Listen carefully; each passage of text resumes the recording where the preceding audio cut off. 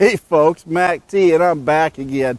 And of course, I have a lot to go over here on this oil analysis on two virgin samples of oil. Is the Motorcraft and the Kendall oil, are they the same? Did they come out of the same barrel? And which one is more economical to use based on the additive packages that are in them? And which is the better one for your edge? We're going to find out. So let's go ahead and check it out. These are the results. As I mentioned, we're back here now in my office, and we're going to go over the oil test results. And just so you all know what I did,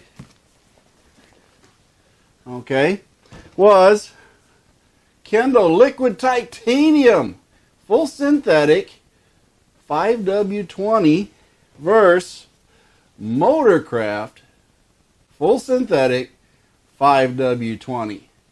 Sent in these samples of these oils, yes, sent them in to Blackstone Labs, and I got the reports back. So the question is, two virgin samples, never been ran through the engine, what are the additive packages that they have in each oil? And the question that everybody may want to know is, did they come out of the same barrel? Or did the Motorcraft come out of the top of the barrel and did the Kendall come out of the bottom, or vice versa? Where did all this originate from? Okay, and the main thing that brings this about is a lot of folks know the same company that makes Motorcraft makes Kendall. Yes, the same one. So it stands to reason, are they similar? And that's something else. The other thing you want to find out is that the Kendall is $5.60 roughly on the internet per quart. And if you go to the dealership or even some other places online, you're going to find the Motorcraft Full Synthetic is over, say, $7 a quart. Now, you might find it on sale for less, whatever it is. Either way, this is what I got them for, $7 and $5.60. Okay, that's what I paid. You can pay different, I don't know, but that's what I paid. So, is the Motorcraft the better value for the additive packages in the additives that are in the oil as compared to this Kendall? That's the question we all want to know. Am I getting ripped off on this one or this one? Which one is giving me the better value? So we're going to start with the narrative on what the oil technician that did the test said about this oil. And you can follow along on these slide presentation. I pretty much made them, and I go ahead and show these as I go through them, so you can read for yourself off the baseline report what the technician said. And the first one we got up there is a Kendall, and of course what it says is basically they got the sample, and of course the oil contains titanium additive, because the chemical that is an additive package in the Kendall motor oil is called liquid titanium. So it does have titanium in it, and of course it is one of the higher levels of titanium additives across the market that is in this Kendall oil. Yes, that means it has the highest amount of all the other oils for the most part. So you know, then what other brands? Even the Castrol doesn't have as much additive to it, and they say they got titanium. They have half as much titanium. But basically the report was really good. Nothing found in it. Viscosity was rated at a 520. It is a good, stable oil to use in your engine, as they stated. Now, going on to the Motorcraft. Same thing. Did another test on it. Separate test. And of course, as they state, the Motorcraft uses the same additives as the Kendall oil does, except there is no titanium in the Motorcraft oil. Okay, but basically the same additives are in use, and of course they're at slightly different levels. And folks, from what I found out from, the amount of the levels is negligible. Okay, they're pretty much similar, and we'll go over what those is. But calcium and everything, phosphorus and zinc are a little lower in the Motorcraft oil as compared to the Kendall. Overall, I did find as we go through the numbers that the Motorcraft was essentially, compared to the Kendall on the additive packages, slightly subpar. Not to say there's enough difference to make me, want to go one way or another with it, but just so if you're going by facts and going by numbers, then the Kendall oil is slightly ahead of the curve.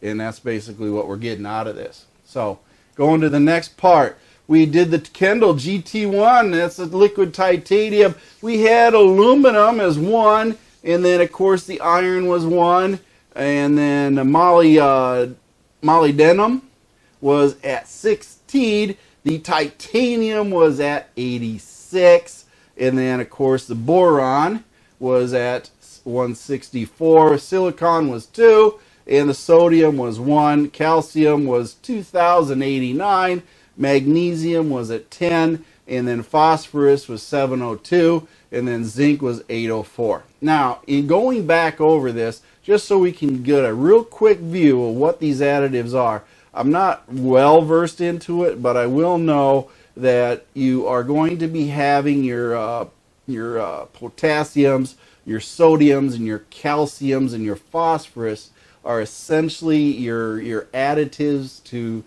create basically antioxidation to help the oils last under the heat, and of course cleaning. They're going to be part of your cleaning packages. Standard stuff, nothing really going on there. Now you're going to have your moly, which is of course an additive to help high pressure friction. That's an additive for that.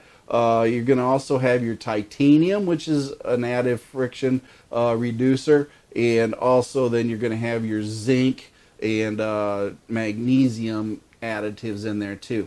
Now the reason they have like your moly and your titanium in there and everything else, if you imagine pressure going around that crankshaft and those bearings, what happens is the titanium gets in there, the zinc gets in there. The zinc and the titanium work together to form a melted layer, let's say, to prevent pressure from coming in contact with the metal surfaces. So these titanium and zinc additives are essentially your compression metals to help keep that friction from happening on metal to metal, the actual moving parts. So they place themselves in between, and then they collapse and crush as the pressure is put on them and keeps wear from happening. And that's what these additive packages are really for. So you got to think about that when you're, maybe if you're race cars or whatever, what do you have as an additive package in your oil? And then of course that's what these are. So going from the Kendall GT1, we saw their numbers. Now we're going to see the Motorcraft here. And if you look down the line, the Motorcraft molybdenum, essentially that is a 1 point difference. Is it negligible? Yeah, it's negligible. 1 point, big deal. And then if you go down, you see titanium down there. There is no titanium additive to the Motorcraft oil. And then if you go down and look at the other ones, next one, boron. The boron is only a few points away also on the Motorcraft, but yet the Motorcraft is subpar compared to what the Kendall oil has. So therefore, the additive package is weaker on that side. Silicon and sodium, of course, equal in nature and very low. But again, calcium, that cleaning agent and everything else that goes in there, the viscosity holders and all this stuff, the calcium is slightly lower too compared to the Kendall. And then we go to the magnesium, again, Motorcraft, slightly lower. We also have the phosphorus, which is your cleaning agents also, which is slightly lower, not much, but slightly. And then of course zinc, there is less zinc in the Motorcraft oil also. Now it stands to reason that if you were to pay your money and say you wanted to buy an oil, which one gives you the better additive package and which one doesn't? And then as you can see, the universal averages. Yes, what most oils of this brand across the scope have, and you can see moly is essentially 70 in the universal averages. So these two oils have less moly, but they make up for it in other ways. And you go down there and of course there's titanium. Most engine oils, 2 is the universal average for titanium, whereas the Kendall is 86. And then, of course, potassium. A lot of potassium out there, folks. It's cheap. Yes, it's a cheap additive. So you want to make sure you understand what that metal, they don't really use a lot of that all that much. Some oils do, but some additives they're really getting away from. But potassium has its place. You might find that, say, more in gear lubes and stuff like that. Boron. Boron is also higher in the Motorcraft and also in the Kendall compared to universal averages of 94. And then, of course, the silicon is lower. And then, of course, the sodium on the average, universal average, is quite a bit higher. And again, that's another additive, sodium, in the cleaning and everything else. It's part of the cleaning packages. So it varies as far as that goes for universal averages there. And as you can see, the calcium additives is definitely higher than the universal averages of the oils that they test. So the universal average is still slightly below, but not much different. It's negligible, folks. It really is. And then the magnesium. Magnesium is quite a bit higher than universal averages. Again, magnesium is a long-term, cheap additive that has been around for a long time, so that stands to reason. And then phosphorus, of course, phosphorus is pretty much on par, universal averages. And then zinc. Zinc is on par also. The zinc is right up there. And zinc has been part of an additive for motor oils for many, many, many, many years, folks. It hasn't changed. It's the go-to additive for any oil because that zinc also works like the titanium in a nanoparticle way to help protect the surfaces of the moving parts. So that is what we have for the testing there. Now let's go into something else. We have our Kendall GT, and we're going to talk about our properties. And of course, the viscosity at 210 degrees Fahrenheit was 53.3, and then of course in Celsius, 100 degrees Celsius is 8.27, and the flash point for the Kendall is 445 degrees Fahrenheit. And since it was of course a virgin sample, there will be nothing else in there. Now the Motorcraft, we add the Motorcraft to it. Look at that, folks. Identical values for them. Nothing crazy here. We have the same thing going on. And so they're identical in nature in this aspect. Now, what are our universal values going to be? Anything between 47 and 60, of course, is good. And we're right there in the middle just about at 53.3. And then a 6.3 to 10.5. And we're both right in the middle on that one. And then 445, we have a higher flash point, so that means that the oil's universally in a better shape there than all other readings. And again, nothing else compared because we're looking at the used and levels that they have there as compared to virgin samples.